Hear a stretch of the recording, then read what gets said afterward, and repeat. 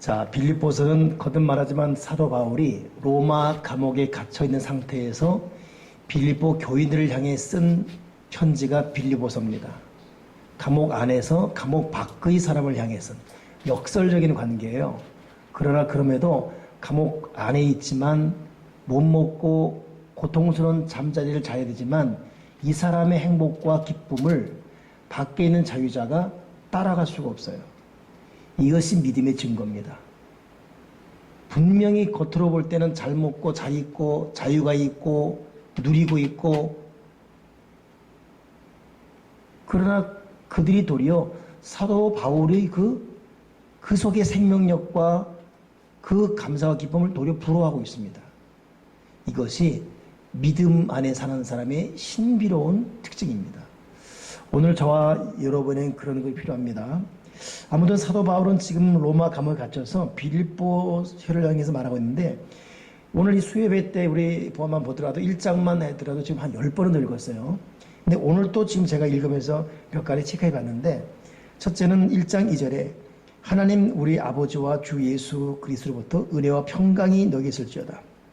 분명한 것은 하나님은 지금도 저와 여러분에게 평강을 말하고 있습니다. 평강이 있을지어다, 평화로울지어다 라고 하나님은 우리 마음에 평화가 가득하게 말하고 있습니다. 세상 사람들은 평화를 잃어버렸어요. 마음의 기쁨도 행복도 잃어버렸습니다. 오늘 하나님 아버지가 주시는 평강이 우리 마음에 호련히 임하기 바랍니다. 두 번째 또 우리가 좀 눈여겨볼 부분이 5절 말씀인데, 너희가 첫날부터 이제까지 복음을 위한 일에 참여하고 있기 때문이다. 복음을 위한 일에, 이 참 독특한 표현이잖아요. 우리가 다 여러 가지 일을 하고 있습니다. 지금 참 아주 신경전을 벌이고 있는 곳이 한국 롯데와 일본 롯데 호텔 각 양 사이드거든요. 오늘도 뉴스 잠깐 들어보니까 장남인 일본 롯데 측은 동생 흠잡기로 승부수를 띄우고 있고, 차남 이 한국 롯데 사장은 도리어 경영의 새로운 바람을 일으키는 것으로 또 승부수를 띄우고 있다. 뭐 그래요. 각자 놀이도 다른 것이죠. 참. 근데 그거 보면서 다 각자가 추구하는 방법대로 살아가는 뭐 이 복잡한 세상들. 좋습니다. 그럴 수밖에 없죠. 그러나 그럼에도 불구하고 우리의 모든 일, 행동, 또 계획, 사고방식의 결국의 결론은 이것이 복음에 참여하고 있는 것인가, 복음에 맞는 것인가. 조금 이따 나오겠지만 너희는 복음에 합당하게 생활하라 그랬거든요. 내 일은 복음에 관한 일인가, 나의 삶은 복음에 합당하게 살아가고 있는가. 이것이 참 중요한 여러분 우리의 숙제가 되어야 됩니다. 사도 바울은 말하고 있습니다. 복음에 복음의 일에 참여해라. 세 번째 주목할 부분이 9절에 보니까 내가 기도하노라 너희 사랑을 지식과 모든 총명으로 점점 더 풍성하게 하사. 자, 이 말이 뭐겠습니까? 너희 사랑을, 지식 있는 사랑, 총명 있는 사랑, 결국 좌우를 아우르는 풍성한 사랑이 되게 하라. 여러분, 나는 열심히 했어요. 상대가 몰라줍니다. 괜찮습니다. 그러나 더 나아가서 그렇게만 끝날 것이 아니라 상대도 감동될 수밖에 없는 사랑의 행동 방식에 대해서, 방법론에 대해서 우리는 더욱더 고민해야 돼요.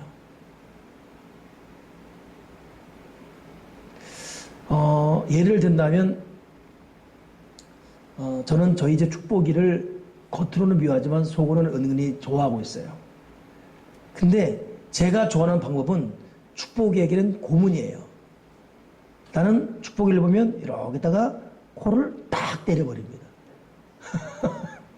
그러다가 심하게 때리지 않아요. 그냥 이렇게 여기가 털이 보들어와요. 그러면 그런 거 있잖아요. 그 애들한테 인물시키 누가 그랬어 이런 거잖아요. 누가 인물시키 이거 톡 때립니다. 그런 걔는 와 그러는 거예요. 근데 물론 실수로 아프게 할 때지만 그렇게 아프게 하잖아요. 이렇게 딱 인물시키 이렇게 그 이뻐요 그냥 걔가. 근데 그건 내 방법론이고, 축복이는 나만 보면 좀만 내가 딱 서 있으면 벌써 사전 공격 대사를 가요.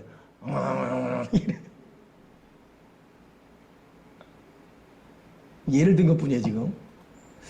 여러분 사도 바울은 왜 지금 너희 사랑을 지식과 총명으로 풍성하게 하라 그랬냐면 우리가 사랑하는 법, 사랑의 방법 이거 여러분 더 고민하고 좀 신경 쓰고 좀 더 신사적이고 객관성을 가진 그런 사랑의 방법으로 승화시켜야 됩니다. 그런 의미에서 나는 지금 열심히 하고 있고 난 사랑했는데 내 마음도 몰라주고 그 자기 마음을 몰라줄 수밖에 없는 그런 자기중심적인 사랑만 하면 이해가 안 되지요. 그러니 나의 사랑의 방법과 표현과 이 어떤 이 타이밍이 참 올바른 것인가 고민해야 돼. 그런 의미에서 사도 바울은 너희 사랑이 지식과 총명으로 풍성하리라 그랬어요. 참 굉장히 의미 있는 말이라 생각합니다. 세 번째 또 우리가 네 번째 또 생각할 것은 1장 24절에 내가 육신으로 있는 것이 너희를 위하여 더 유익하리라. 사도 바울은 죽고 싶었어요. 보통 우리가 말하는 자살하고 싶은 것이 아니라 하늘나라를 너무너무 소망하기 때문에.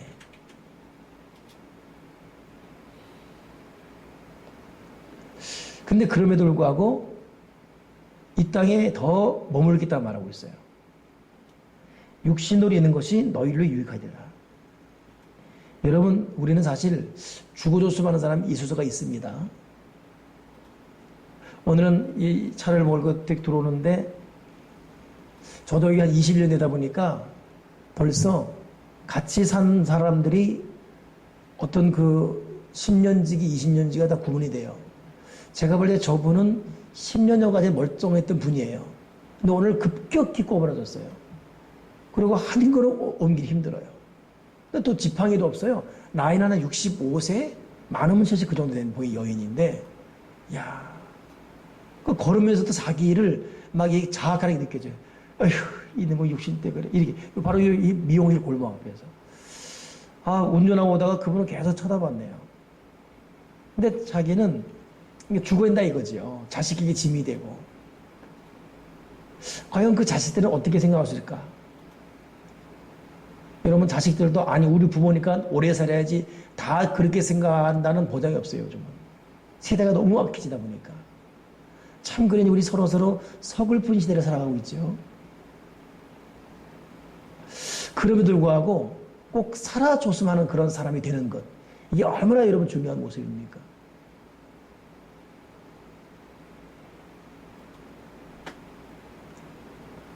오늘 사도 바울은 내가 육신 가운데 있는 것이 유익이다 이렇게 말할 때 다들 아멘 할 정도로 사도 바울의 영향력은 대단했습니다. 우리가 나이가 들어가더라도 모든 사람에게 그런 존재가 꼭 되길 바라고 우리 작년인가 검 판사 하나가 말 한번 잘못해서 바로 제명당했죠. 무슨 말이었죠? 그 피고한 사람이 나이가 들었어요. 질문에 답을 못했어요. 근데 이게 오픈 마이크에 있었거든요. 말을 뱉은 거예요. 어휴, 늙으면 죽어야지 이런 거예요. 판사에 비해서. 바로 기자들이 이거 놓치지 않죠. 바로 기사이잖아요. 판사에 비해서 늙으면 죽어야지. 참 이런 이 세대. 쉽게 나오는 이런 평가들. 이 고통스러운 우리 서로가 만들어가는 이 세상 속에서 그럼에도 불구하고 꼭 살아있어야 되는 사람으로 각인된다는 것이 얼마나 참 중요한 부분이겠습니까? 사도 바울은 적어도 같이 믿는 믿음의 공동체에는 꼭 살아있어야 되는 그런 사람이었습니다. 우리는 꼭 있어야 할 존재입니까? 있으라 만한 존재입니까? 없어야 할 존재입니까? 27절에 아까 제가 말했던 부분이죠. 너희는 그리스도의 복음에 합당하게 생활하라. 복음의 일에 참여하고 복음에 합당하게 생활하라. 또 29절에는 너에게 은혜를 주신 것은 다만 그를 믿을 뿐 아니라 또한 그를 위하여 고난도 받게 하려 하십니다. 사도 바울의 삶의 스타일이 특별했어요. 그 사람의 삶의 스타일은 생활 방식은 복음에 합당한 생활이었고 복음 일에 참여하는 거였고 예수를 믿되 자기중심적인 예수님이 아니라 그를 위해서 기꺼이 고난도 감수하는 그런 믿음이었습니다. 그러니 사도 바울의 믿음이라는 것은 특별한 그 생활 스타일은 특별했습니다. 자, 2장으로 다시 넘어가서 읽겠습니다. 저 미사님 읽겠습니다.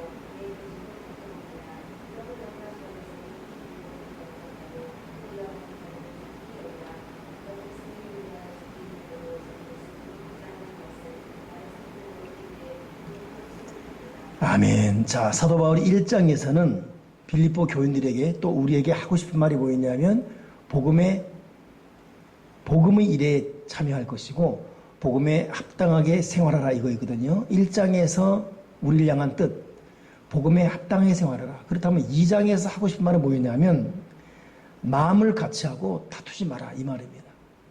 마음을 같이 하고 다투지 마라. 그러니 우리가 여러분 예수 믿으면서 이 마음을 같이 한다는 것, 오늘도 우리는 예배 끝나고 셀리더들 교관장 모여서 하반기 개강 예배에 대한 준비를 할 것이고, 그리고 또 이번 주일 있게 되는 우리 연합 단합회도 준비할 것입니다. 근데 그 이유가 뭐겠습니까?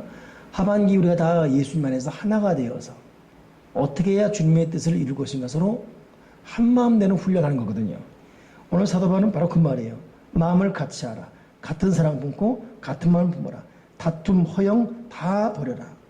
특별히 14절에 2장 14절에 모든 일을 원망과 시비가 없이 하라. 우리가 서로 살아가면서 서로 원망받을 일, 자꾸 시시비비 가린다고 따지는 일, 이런 걸 하지 말아야 됩니다. 좀 손해볼지라도 좀 넘어가는 은혜가 있어야 되고, 일일이 지적하고 따지고 하면 서로 피곤하고, 나이가 들어갈수록 자기가 분명히 잘못해도 지적받는 일에 대해서 절대로 시인하지 않습니다. 아이들은 단순해서 거짓말할지라도 지적하면 울고 반성해요. 근데 어른들은 분명히 자기의 잘못을 알면서도 지적하게 되면 앙심 품어요. 이게 인간끼리는 인간의 잘못을 고칠 수 없다는 하나의 단면을 말해주는 아픈 현실이죠. 그렇기 때문에 아예 애당초리는 원망 없이 시비 없이 살아가는 덕 있는 관계를 훈련해야 됩니다. 그러니까 사도 바울은 마음을 같이 하고 서로서로 원망 없이 살아가라. 서로서로 시비 없이 살아가라. 그 말입니다. 특별히 2장 19절에 사도 바울이 하고 싶은 말이 특별히 또 뭐가 있냐면 그 디모데에 대한 말인데 2장 21절에 다 자기를 구하고 그리스도 예수 일을 구하지 아니하되 디모데의 연을 안 하니 디모데는 그렇지 않았다. 저는 오늘 말씀을 읽으면서 이 부분에 대해서 참 마음에 참 또 하나의 감동을 받습니다. 우리가 예수를 믿더라도 믿는 건 믿는 건데 가만히 보면 결론적으로 보면 자기 일을 구해요. 자기의 꿈을 구하고 있고 자기의 뜻을 구하고 있고 자기의 야망을 구하고 있고, 과연 내가 하는 일이, 내가 하는 어떤 그 헌신이 정말 예수님의 일을 구하고 있는 것인가, 예수님의 일을 위해 하는 것인가. 오늘 사도 바울은 말하고 있습니다. 다 자기의 일을 구하고 예수님의 일을 구하지 않고 있다. 그러니 에스겔서에 보게 되면 성전에서 흰옷 입은 여인들이 울고 있습니다. 딱 볼 때는 좋아요. 그 에스겔도 그 여인의 흰옷 입은 여인들의 울음에 대해서 감동합니다. 그때 에스겔을 향한 하나님의 음성이 다시 들리죠. 똑똑히 봐라. 다무쇠를 쥐고 울고 있어요. 이거 좀 자기 신들이에요. 몸뚱아리는 성전 안에 있어요. 겉으로 보이는 흰옷입니다. 또 울음도 있어요. 근데 우는 목적이, 흰옷을 입었음에도 우는 목적이 성전에 있음에도 불구하고 자기를 위하여 우는 거예요. 이게 에스겔을 향한 심판의 상징이 하나이지요. 그러니 여러분, 우리도 과연 나의 기도가 예수 일을 구하는 것인지, 나의 헌신이, 나의 눈물이, 오늘 사도 바울은 우리에게 지금 도전 주고 있는 거예요. 다 자기 일을 구하고 예수님 일을 구하지 않고 있다. 그러나 디모데는 그렇지 않았다. 디모데는 위가 아파서 얼마나 고생했습니까? 나이가 어리다고 얼마나 무시당했습니까? 엄마 아빠가 혼혈이라고, 혼혈 픽이라고 얼마나 무시당했습니까? 그러나 이 모든 자존심을 짓밟는 일 가운데도 개의치 않고 주를 위한 일이라면, 자기 몸도 주를 위한 일이라면 자존심도 개의치 않고 사도 바울을 대신해서 그 사도 바울이 세운 빌립보 교회에 올인하며 목회생을 감당하고 있습니다. 왜 이게 가능하죠? 예수님의 일을 구하기 때문에.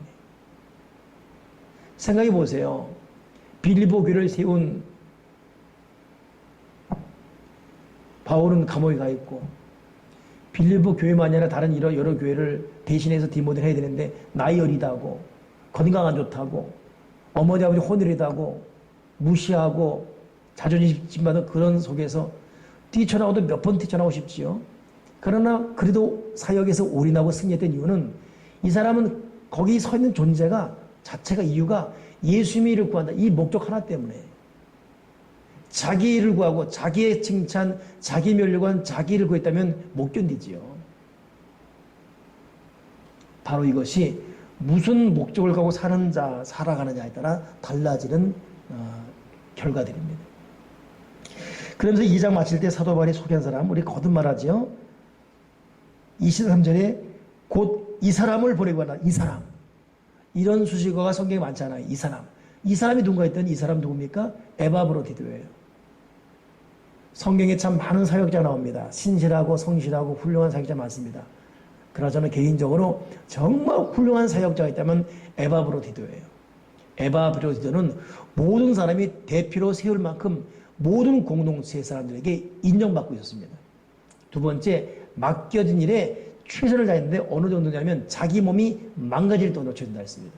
세 번째, 이 망가진 것을 다른 사람이 알고 걱정할까봐 그것 자체도 숨기려고 애를 쓰는 정말 겸손한 사람. 사역자로서 인정받고 있죠. 사역자로서 맡겨진 일에 목숨을 걸고 최선 다하고 있죠. 칭찬은커녕 행위나 자기 때문에 다른 사람이 힘들어할까봐 이것 자체도 부담스러워할 정도의 겸손한 사람. 에바브로디도는 사역자가 가지는 정말 중요한 세 가지 특징을 다 갖고 있어요. 온 힘을 다한 열정, 인정받을 만한 어떤 그 객관성 있는 어떤 그 거룩성, 칭찬을 기대하지 않는 오직 예수. 그래서 사도 바울은 이 사람을 소개할 때 바로 에바브로디도로 하지 않고 이 사람, 즉 에바브로디도 이러고 있습니다. 우리 모두가 그런 에바브로디도 같은. 자, 마지막에 3장이 있는데 3장에서 어떤 말이 있었는가 보겠습니다. 다시 읽겠습니다. 16절까지. 예.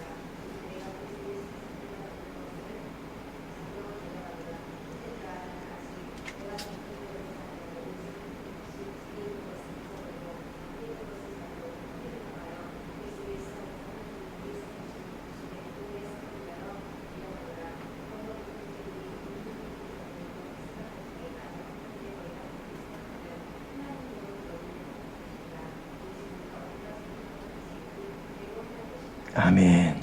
자, 이제 본문 마지막 정리하기 전에 3장에서는 사도 바울이 어떤 말을 지금 빌립보 교인들에게 하고 있냐면 3장 3절에 참 중요한 말입니다. 하나님의 성령으로 봉사하라. 우리 교회가 이런 봉사가 되기 바랍니다. 하나님의 성령을 의지하지 않고 하는 봉사는 어디서 사고가 터질 수가 있어요. 이건 시한폭탄 같아요. 칭찬해주니까 봉사하고, 박수 쳐주니까 봉사하고, 궁둥이 두드려주니까 봉사하고, 신났다 하고, 이거 절대 오래 못 가요.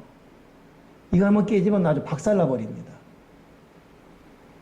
근데 하나님의 성령에 의지해서 하는 봉사자들은 가만히 보면 뭐 주어진 능력 때문에 탁월하지 않을 수도 있고 생각한 목표치가 나타나지 않을 수도 있습니다. 근데 가만히 보면 꾸준해요. 요동이 없습니다. 견고합니다. 근데 가만히 보면 하나님의 성령을 의지하지 않고 하는 봉사자들, 자기 테크닉, 자기 어떤 그 노하우, 이거 믿고 하는 사람들은 정말 화려하고 모든 분들이 와, 막 감동하고 그래요. 근데 보면 아침 안개 같아요. 흔적이 없어졌습니다. 용두삼이에요. 왜 그렇죠? 하나님의 성령으로 봉사하지 않기 때문에. 그러니까 이번에 하반기 사역 개강 예배 때도 참 이 부분이 강조가 돼야 됩니다. 하나님의 성령으로 봉사는 봉사자가 되게 주시옵소서. 그러려면 여러분 예배자가 돼야 되고 기도 말씀이 꾸준히 헌신돼야 되고 날마다 개인적으로 주님을 만나는 게 있어야 돼요. 아, 목사 칭찬받으면 언제까지 신앙생활하고 사역을 언제까지 그렇게 할 겁니까? 성도들이 알아주는 박수 받으면 언제까지 할 거예요? 자기를 인정해주고 알아주면 해가 되고 안 그러면 못하고. 이게 하나님의 성령이라는 봉사가 아니거든요. 우린 진실로 하나님의 성령으로, 목사도 마찬가지입니다. 하나님의 성령으로 목회하면 목회가 자유로워요. 기쁨이 있고. 그러나 하나님의 성령이 사라진 가운데 하면 이거 여러분 그냥 억지 춘향으로 우는 고단계가 있고, 그래서 여러분 성령이 떠난 목회 생활은 이런 개그가 없어요. 이런 코미디가 없습니다. 그건 코미디예요. 개그고. 여러분 정신공황 앓고서 큰 고통 빠진 사람 중에 하나가 누구냐면 이경육 씨 그런 거 하잖아요. 자기가 그럼 난 무슨 상인지 모르겠네. 상을 받았어요. 근데 그 사람 표현이 뭐냐면 상을 받았지만 술 한 잔을 같이 마음 놓고 할 사람이 없더라는 거예요. 최고의 영예상을 받았는데 술 한 잔을 같이 마실 사람이 없더라는 거예요. 그리고 자기는 극심한 공포, 공황장애, 죽고 싶음, 두려움. 도리어 남을 웃기는 개그맨 입에서 나온 말입니다. 그래서는 제가 했던 말이 제가 한 말이 신학생의 한 말이에요. 신학 교수 한 말인데 목회자가 성령 충만하다 고 목회하면 그건 코미디 개그다. 너희들 항상 성령 충만하라. 이거 여러분 어떻게 목회자면 해당됩니까? 여러분도 마찬가지예요. 하나님의 성령으로 봉사해야지. 그렇지 않아요? 우리 교회도 몇몇의 어떤 그 사역자를 보세요. 성령으로 봉사하지 않으면 들쭉날쭉이에요. 이 정말 중요하거든요. 빌립보서 3장 3절 명심해야 됩니다. 빌립보서 빌33에 빌33. 하나님의 성령으로 봉사하라. 자, 그리고 12절 13절 보니까 사도 바울은 그런 가운데 이제 빌립보 교인들아 뒤의 것은 잊어버리고 앞에 있는 것을 잡으려고 표대를 향해 부르심을 향하여 달려가라 이것입니다. 이제 저와 여러분은 내 나이가 몇인데 내 현실이 어떤데 이것 여러분 자꾸 우리 생각으로 이렇게 논하지 말고 지금 내가 있는 곳이 어떠하건 내 처지가 어떠하건 남이 나를 어떻게 평가하건 이건 둘째 문제입니다. 그럼에도 나는 앞에 있는 표대를 향해 나아가야 돼요. 아멘이십니까? 앞에 있는 표대 향해 지금부터라도 하나님의 부르심상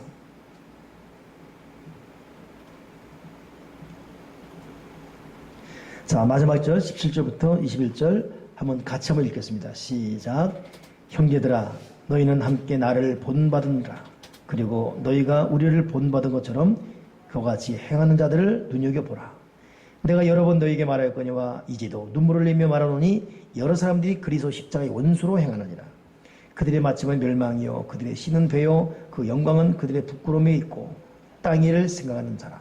그러나 우리의 시민권은 하늘에 있는 거기로부터 구원하는 자 곧 예수 그리스도를 기다리노니 그는 만물을 자기에게 복종하게 하실 수 있는 자의 역사로 우리의 낮은 몸을 자기 영광의 몸의 형체와 같이 변하게 하시리라. 아멘. 자, 오늘 3장까지 합니다.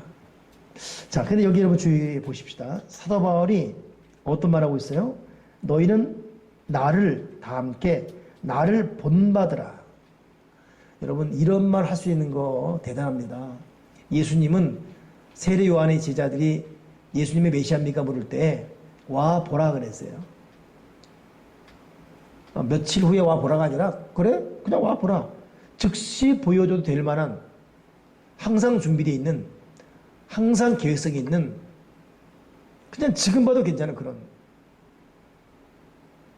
저는 광주 함께 있을 때에 어느 분 한 분이 정말 죽다가 살았어요.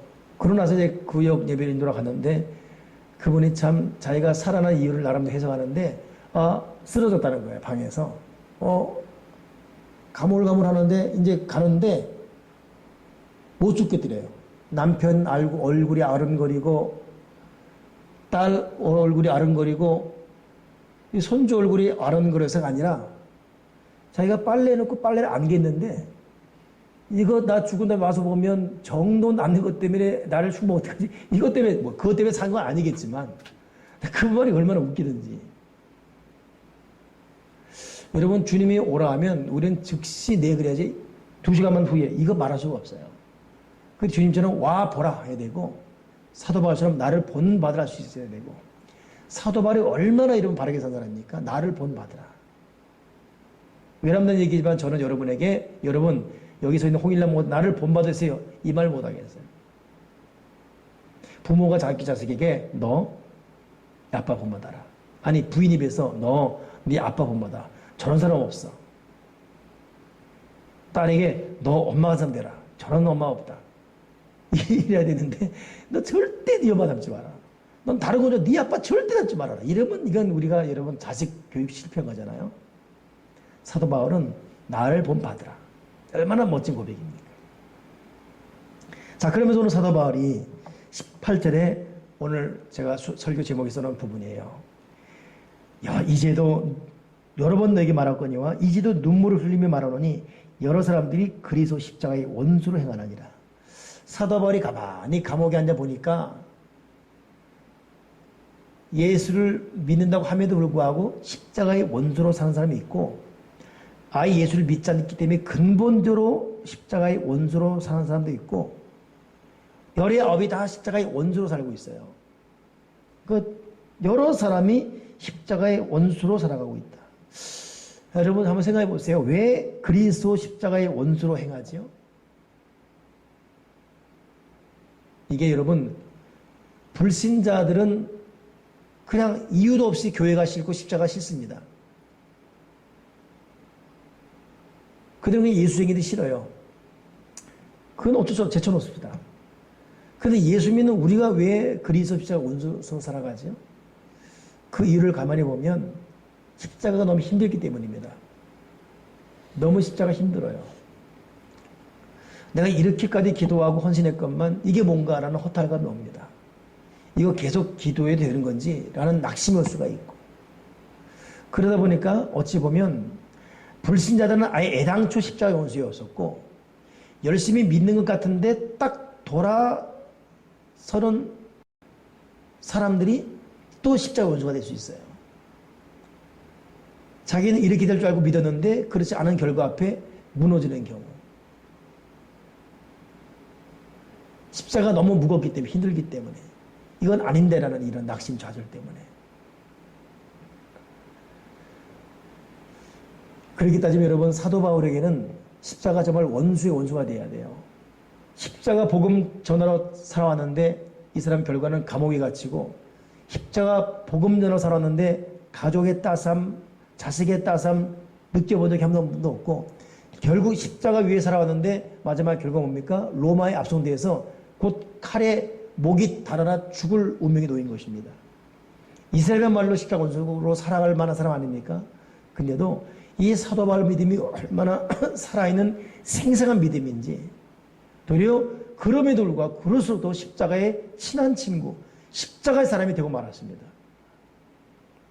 오늘 저와 여러분이 비록 우리 믿음의 가는 길에 우리가 꿈꿔왔고 생각했고 기도했던 대로 되지 않은 일이 많다 할지라도, 그럼에도 십자가의 원수가 아니라 더 십자가의 사람이 될 수 있는 그 은혜, 그 성령의 능력을 힘입는 저와 여러분 꼭 되길 바랍니다. 사도 요셉에 대해 이 새벽에 좀 나누고 있는데, 요셉의 말로 하나님이 준 비전을 갖고 있다가 당하는 것이 뭐예요? 형들에게 죽음에 위협당해서 물도 없는 구덩이에 빠지게 되고, 간신히 살아나나 싶었더니 보디발 장군 노예로 팔려가서 죽도록 이랬는데 누명받아서 감옥에 또 갇히게 되고, 요셉의 말로 진실로 십자가의 원수로 살 수밖에 없는 환경이었습니다. 그러나 그는 이 참 역으로 가는 이 환경과 현실이었지만 그 속에서도 하나님을 인정했습니다. 범죄하지 않았어요. 도리어 십자가의 사람이 되었어요. 십자가 원수가 아니라 십자가의 사람. 어떻습니까? 저와 여러분은 지금 돈 문제, 건강 문제, 자녀 문제, 여러 가지 되어진 일로 인해서 혹시 감정이나 생각이나 말이 때로 십자가의 원수같이 행하고 있는지, 아니요, 목사님 그래도 십자가의 사람으로 살고 있습니다 라고 말할 수 있는지. 하나님 우리가 당하는 처지와 입장 다 알고 있습니다. 그럼에도 십자가의 사람으로 살아갔습니다. 십자가의 원수가 아니라 십자가의 사람으로 살게 도와주여 주시옵소서. 오늘 마지막 절의 20절입니다. 사도 바울이 십자가의 원수로 살지 말아라 라고 말하면서 우리의 시민권은 하늘에 있는지라 거기로부터 구원하는 자 곧 주 예수 그리스도를 기다리노니 그는 만물을 자기에게 복종하게 하실 수 있는 자의 역사로 우리의 낮은 몸을 자기 영광의 몸의 형체와 같이 변하게 하시리라. 그러니까 사도 바울이 결국 십자가의 사람으로 그 열악하고 그 죽음 같은 고통에서도 십자가의 원수가 아닌 십자가의 사람으로 살아가는 이유가 나의 시민권은 하늘에 있기 때문에 땅에서 겪는 고통에 마음이 빼앗기거나 휘둘리지 않았습니다. 우리가 왜 십자가 원수가 되죠? 땅의 것에 휘둘리기 때문에 그래요. 하늘의 시민권이 있다 한다면 땅에서 살면서 오는 고통과 염려와 괴로움과 배신과 아픔을 이겨낼 수 있습니다. 그러나 시민권에 대한 확신이 없으면 흔들 수밖에 없어요. 사도 바울이 십자가의 원수가 아닌 십자가의 사람으로 살아가는 비결, 이 사람은 나의 시민권은 하늘에 있다. 오늘 저와 여러분의 시민권은 하늘에 있습니다. 언제 한번 목구생, 신학생이죠. 이제 초년생과 딱 얘기할 시간이 있어요. 제가 교육부장이다 보니까 상담도 아닌 상담이 된 거죠. 근데 그 신학생의 이야기를 쫙 듣는 순간에 과거에 제 나이 때 스타일을 그대로 보는 것 같았어요. 근데 그 친구는 좀 갈등하고 있었어요.